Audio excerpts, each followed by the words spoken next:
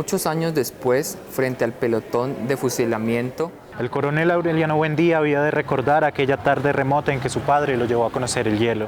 Macondo era entonces una aldea de 20 casas de barro y caña brava construidas a la orilla de un río de aguas diáfanas que se precipitaban por un lecho de piedras pulidas, blancas y enormes como huevos prehistóricos. El mundo era tan reciente que muchas cosas carecían de nombre y para mencionarlas había que señalarlas con el dedo. Como lector crítico, considero que las tensiones políticas que se representan en 100 años de soledad son las tensiones no solamente del siglo XVII y XIX, que históricamente es el marco en el cual se ubica el autor, o el narrador mejor, sino que son las tensiones políticas que configuran de alguna manera el ser y el sentir de lo que nosotros denominamos ser colombiano o el país nacional.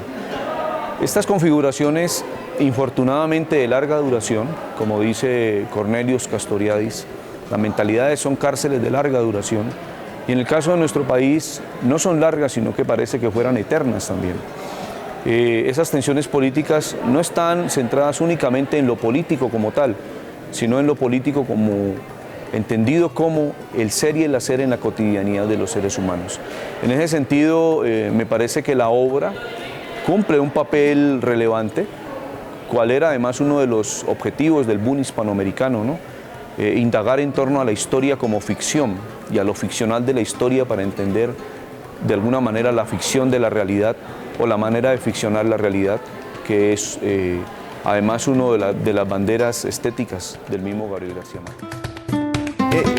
Quisiera hacer énfasis en dos figuras femeninas que llaman profundamente la atención, ¿no? Por un lado, el papel de Úrsula como ese pilar que ancla la casa, ¿cierto? Y que es como un bastión de toda la estirpe de los Buendía, desde luego. Y por el otro lado, Fernanda del Carpio, ¿no? Que para mí es la perdición, ¿no? Es el horror, ¿no? Llega Fernanda del Carpio y todo se viene abajo, ¿no? Todo empieza a precipitarse hacia el final que todos conocemos, ¿no?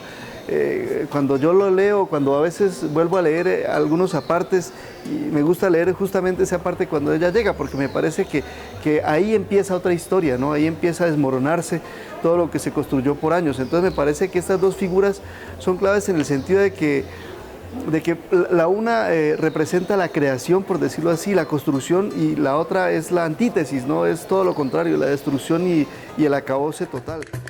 Considero que la obra de Gabriel García Márquez es la más representativa, quitando a un lado un poco de que se ganó por ella el Premio Nobel de Literatura. La obra se salió un poco de lo que era la literatura en esa época, consolidó un poco el boom latinoamericano, y hay que rescatar un poco la narrativa y la forma en que maneja el tiempo en su obra. Hace saltos bruscos en el tiempo, mezcla un poco lo que es la ficción con lo real. Entonces, a través de su novela nos muestra un mundo que, aunque es real, también es irreal.